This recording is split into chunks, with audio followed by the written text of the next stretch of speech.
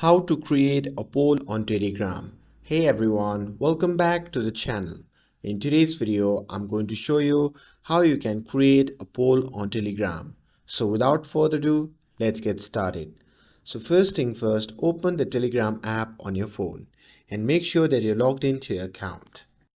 Now simply open any Telegram group chats, and now here in the chat bar you'll see a paperclip icon. So simply tap on that.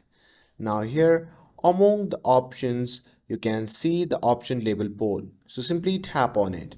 Now here comes the fun part. Now you simply need to craft your question and make sure that it's clear and concise. And what decision do you want your group to make? And once your question is set, it's time to add the answer choices. Telegram lets you to add up to 10 options, and if you want to make it more interesting, you can simply allow multiple votes to let people choose for more than one option.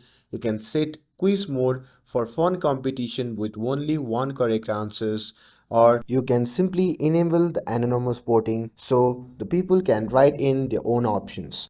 And once you're happy with everything, you can simply tap on create button. And after that, your poll will go live in the group chat. And as people vote, the result will update in real time.